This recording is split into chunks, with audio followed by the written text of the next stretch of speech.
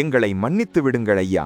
தமிழக டிஜிபிக்கு 1500 போலீசார் எழுதிய உருக்கமான கடிதம். ஒரே நேரத்தில் 1500 போலீஸ்காரங்க ஏன் இப்படி மன்னிப்பு கேட்கறாங்க? இது அவங்க வாழ்க்கையையே கேள்விக்குறியாக்கி இருக்கு. தமிழக காவல்துறையில சுமார் 1,18,000 பேர் வேலை பார்க்கறாங்க. போலீஸ்னாலே கெத்து தான்.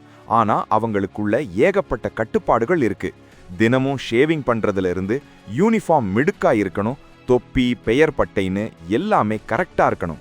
சின்ன தப்பு நடந்தாலும் மேலதிகாரிகள் தண்டனை கொடுப்பாங்க. இப்போ இப்படி தப்பு செஞ்ச சுமார் 1500 போலீஸ்காரங்களுக்கு கவாத்து பண்றது, அதிக நேரம் வேலை பார்க்கறதுன்னு தண்டனை கொடுத்திருக்காங்க. நம்ம ஊரு காவல் நிலையங்கள்ல வேலை பார்க்குற இவங்களுக்கு இந்த தண்டனை அவங்க சர்வீஸ் ரெஜிஸ்டர்ல ஒரு கருப்பு புள்ளியா மாறிடும்.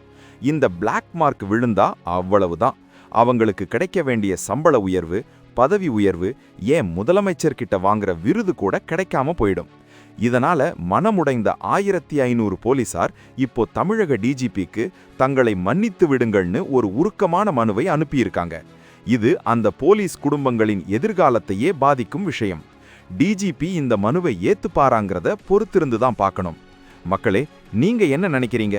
சின்ன தவறுகளுக்காக போலீசாருக்கு இப்படி பதவி உயர்வை பாதிக்கும் தண்டனை கொடுக்கலாமா? உங்க கருத்தை கமெண்ட்ல சொல்லுங்க. அப்படியே நம்ம சேனலுக்கு ஒரு லைக் போட்டு ஷேர் பண்ணுங்க. அதான் இப்போ எல்லாரும் கேக்குறாங்க, எங்களை மன்னித்து விடுங்கள் ஐயா.